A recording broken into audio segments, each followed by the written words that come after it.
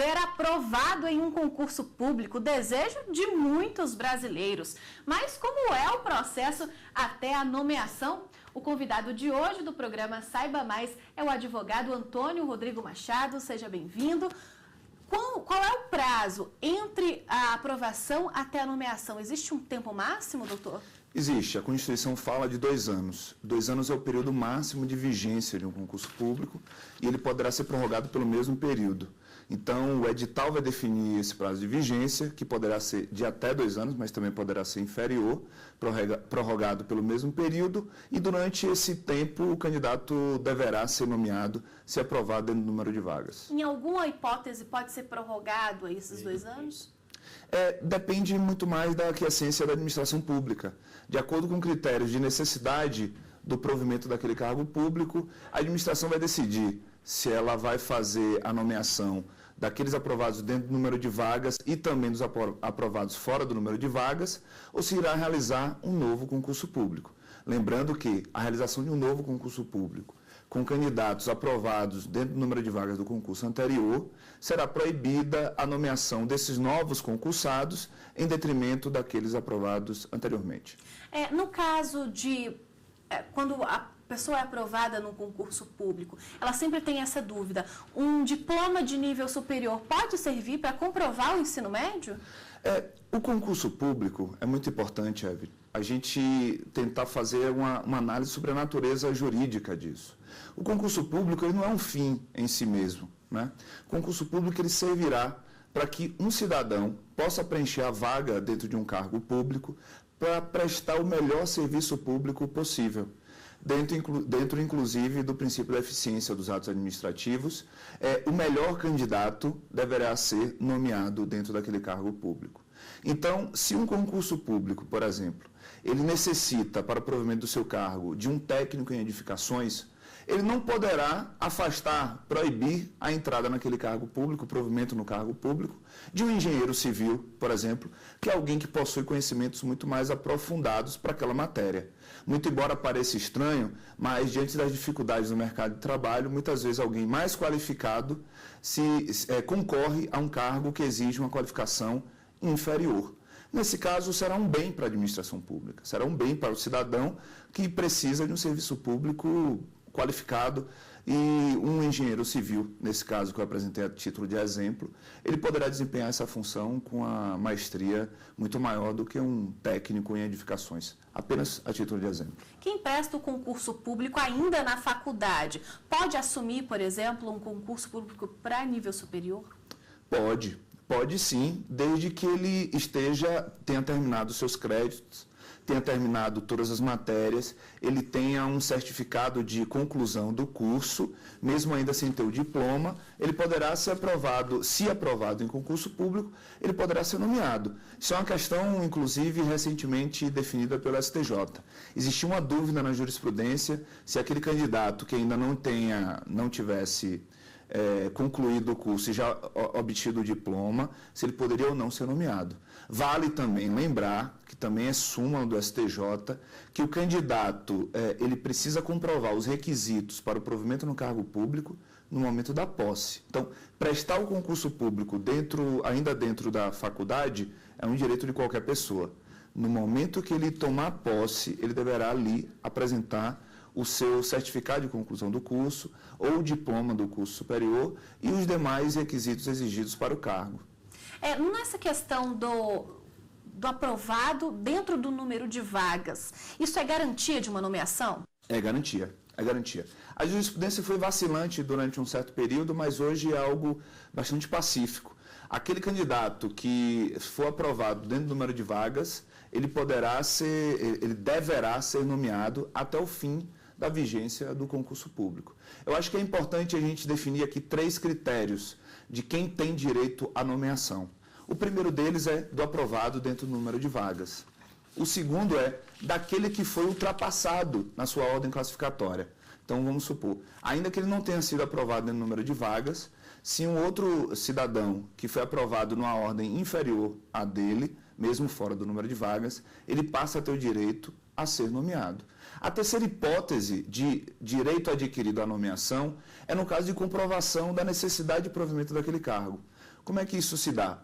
Por exemplo, se um novo concurso for realizado para o provimento daquele mesmo cargo, o cidadão poderá comprovar essa necessidade administrativa, porque foi aberto um novo concurso, e aí ele passa a ter direito a essa nomeação. Se, por exemplo, um cargo em comissão que só deveria existir para funções de chefia, direção ou assessoramento, se um cargo em comissão é criado para o exercício daquela função que existe um cargo efetivo, é demonstrado também, a partir daí, a necessidade da administração pública no provimento daquele cargo. Então, assim, primeira hipótese de direito adquirido à nomeação, ser aprovado em número de vagas. Segunda hipótese, ser ultrapassado na ordem classificatória. Terceira hipótese, havendo uma comprovação da necessidade da administração no provimento daquele cargo. O direito, ele existe, né? Mas se isso não acontecer, ele entra com um mandado de segurança, por exemplo? Ele pode ajuizar um mandado de segurança, ele pode ajuizar uma ação ordinária, como ele também pode fazer uma petição direta à administração pública.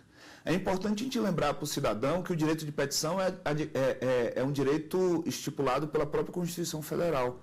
Então, havendo qualquer tipo de divergência entre o seu entendimento e o entendimento da administração pública, cabe também uma petição, um requerimento administrativo à própria administração pública, até porque aquela decisão que não reconheça o direito que o cidadão possui, ela poderá ser utilizada como prova, uma prova pré-constituída para o juizamento do mandado de segurança ou até mesmo uma ação ordinária com pedido de provimento no cargo público. Ótimo. O programa Saiba Mais vai para um breve intervalo. A gente volta daqui a pouco.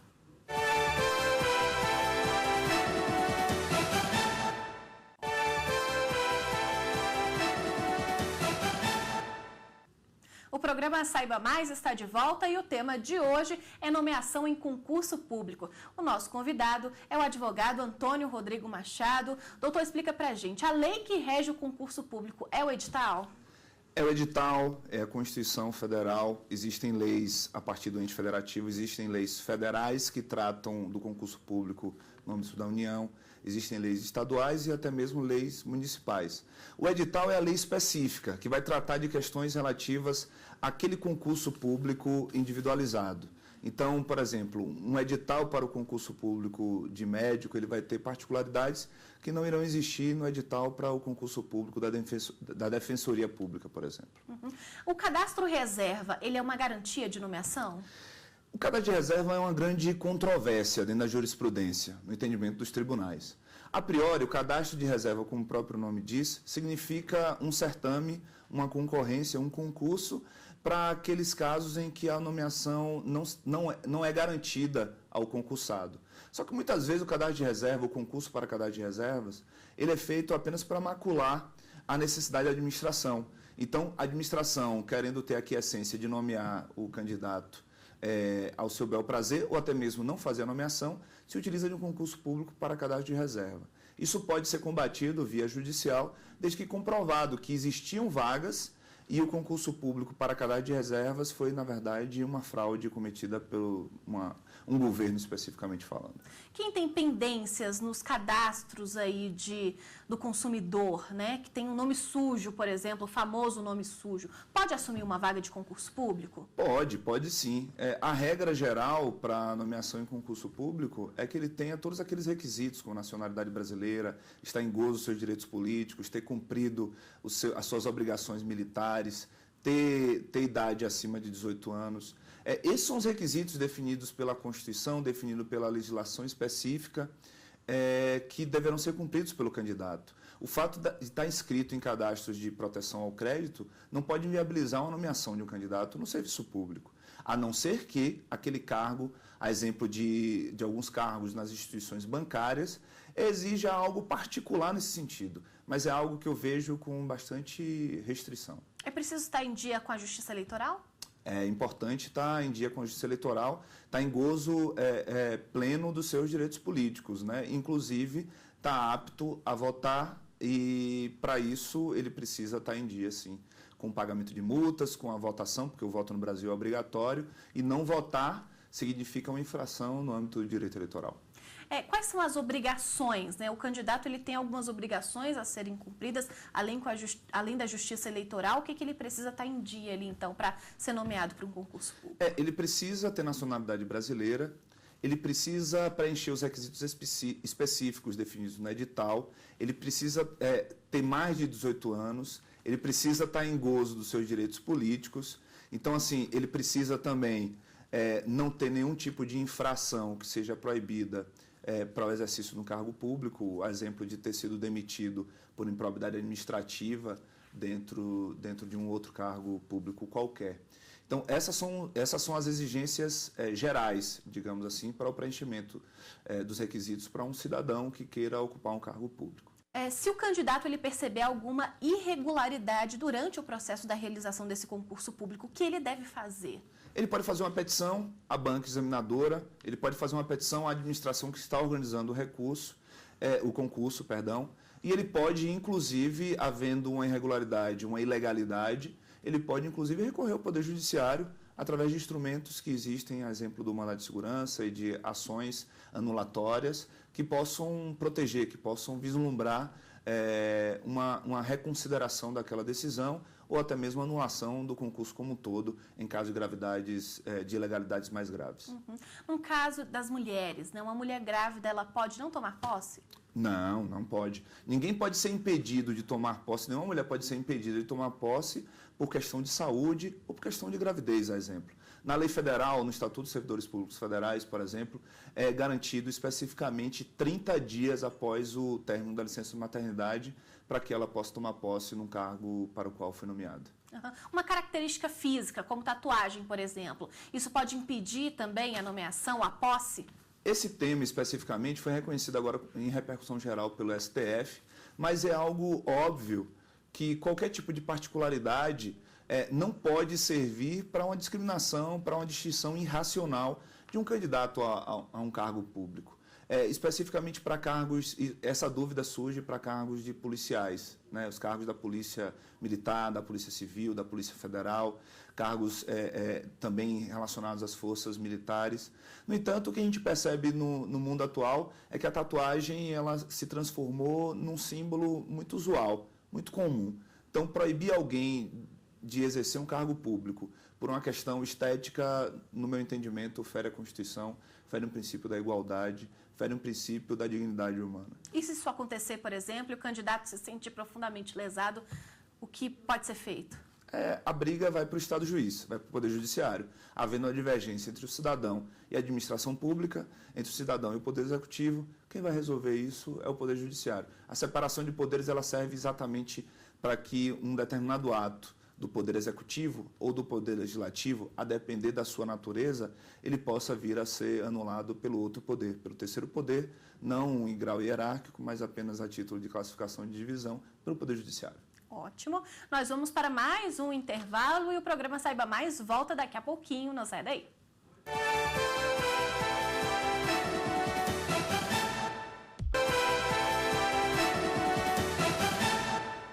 O Saiba Mais está de volta e o tema do programa de hoje é nomeação em concurso público. O nosso convidado é o advogado Antônio Rodrigo Machado. Doutor, se uma pessoa não pode comparecer à própria posse, o que ela deve fazer? Ela pode fazer uma procuração específica e alguém que ela confie vai fazer a representação dela para assumir aquele cargo público, para tomar posse naquele cargo público. O que ela não poderá fazer estabelecer uma procuração para entrar em exercício do cargo, porque a aprovação ela é exclusiva daquele cidadão que foi aprovado no concurso. E se dentro do órgão em que houve o concurso público tiver uma troca de cargos, alguém for transferido para um setor em que pode ser preenchido ali as vagas com os aprovados no concurso, o que fazer se isso está atrasando a nomeação? A jurisprudência acerca do tema de concursos públicos, ela é uma jurisprudência que ainda está em evolução. Por exemplo, agora, recentemente, o STJ decidiu que um candidato com menos de 18 anos, muito embora esse seja um requisito específico, objetivo da lei, desde que tenha sido emancipado, a emancipação é um instituto específico do direito privado, mas o STJ compreendeu que aquela pessoa poderia ser nomeada e aprovada, desde que aprovada, ela poderia ser nomeada, tomar posse e entrar no exercício do cargo público, mesmo com menos de 18 anos. Então, a jurisprudência está em evolução e muda muito todo semestre, todo ano. especificamente relacionadas às pessoas que foram aprovadas dentro do concurso público, e elas estão vendo cidadãos ocupando as suas funções, essa é a terceira hipótese do direito à nomeação. Lembrando, a primeira é aprovado em número de vagas, a segunda é se for ultrapassado na ordem classificatória, e a terceira é havendo a demonstração da necessidade da administração pública. Seja com o novo concurso realizado para aquele cargo, que já existe um concurso em vigência, seja com cargo em comissão, exercendo as suas funções, seja com contratação de terceirizados, exercendo as funções para o qual o candidato foi aprovado, e até mesmo com desvio de função, um cargo X que tem a função Y, está se utilizando do exercício do cargo público, a pedido da administração, para o exercício das funções para aquele cargo para o qual o cidadão foi aprovado. Então, havendo esse desvio de função, há a comprovação da necessidade da administração e aquele candidato passa a ter direito à nomeação. Isso poderá surgir a partir de um grande litígio judicial, em que o cidadão poderá ajuizar um mandado de segurança, o cidadão poderá ajuizar uma ação ordinária, que nesse caso específico seria o mais indicado, para que ele possa fazer a colheita de provas, para que ele possa demonstrar perante a instrução probatória de que há aquela necessidade da administração e ele deverá ser nomeado. Então, é muito importante que o cidadão que se viu aprovado no concurso público, mas está enxergando uma irregularidade por parte da administração pública, busque um advogado e esse advogado irá mover todos os meios judiciais cabíveis para que aquela pessoa tenha o seu direito respeitado por parte da administração pública através de um provimento jurisdicional, através de uma decisão judicial. Como funciona o processo de abandono do cargo público?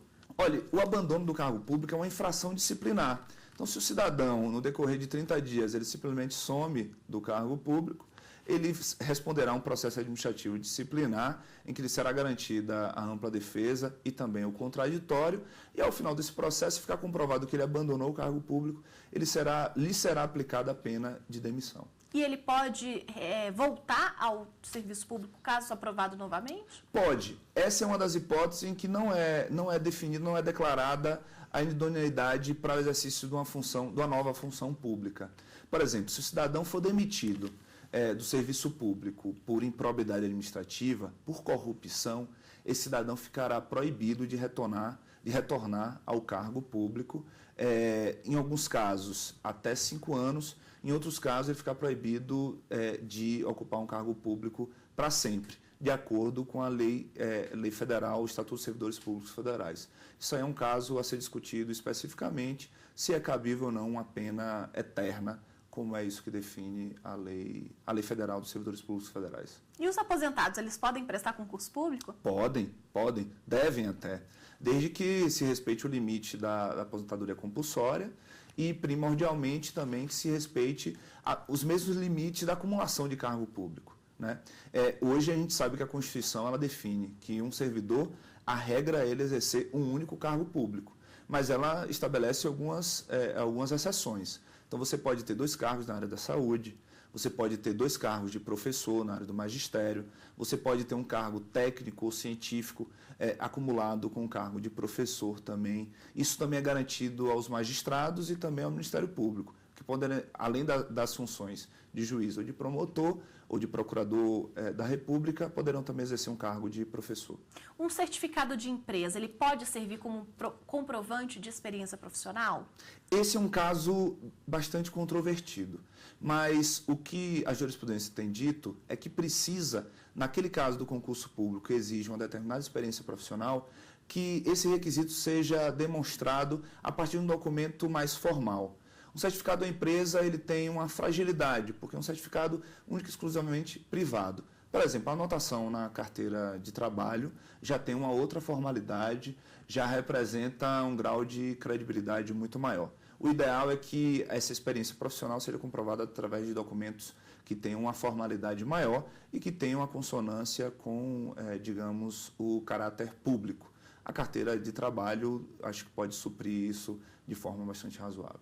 E como é possível acompanhar as convocações de um concurso? Cada edital pode ter uma regra específica de como aquele candidato será avisado da sua nomeação.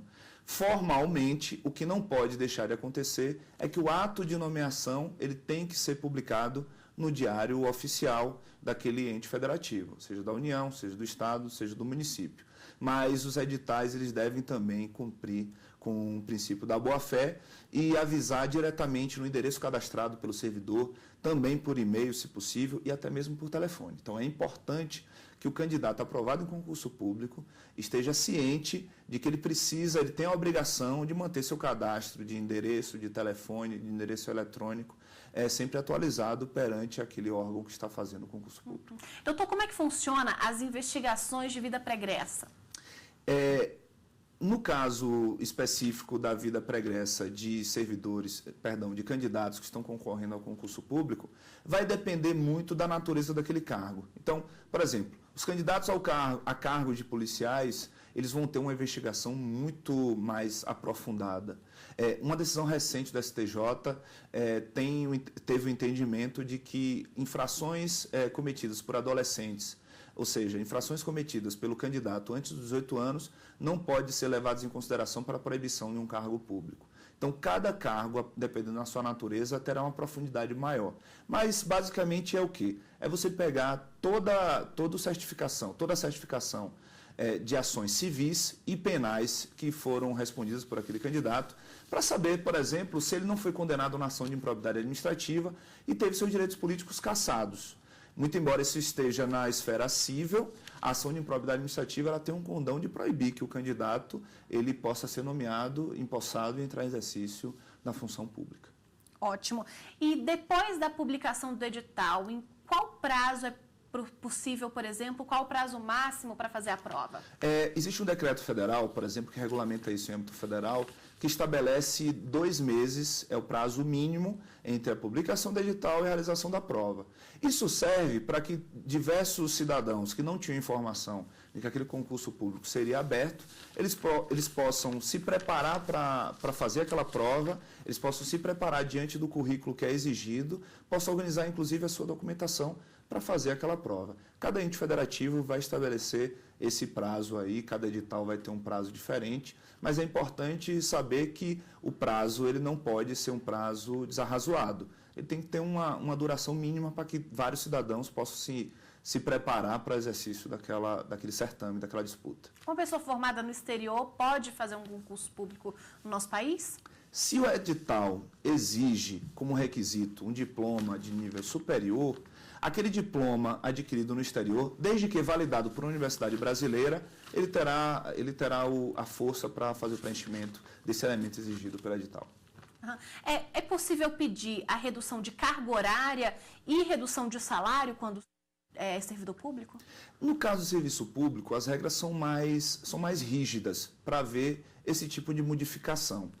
A regra é que todo servidor público empossado, entrando em exercício de um determinado cargo público, ele vai ter que se adequar à legislação específica para o exercício daquelas funções.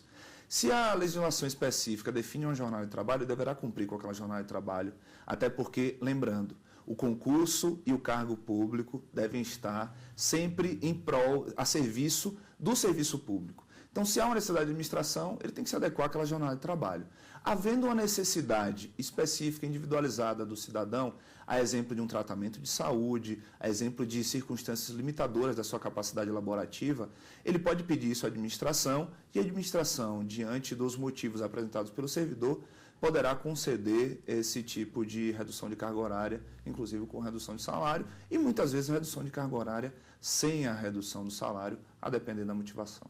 Muito obrigada pela participação. O Saiba Mais fica por aqui. Muito obrigada pela companhia e até o próximo programa. Tchau.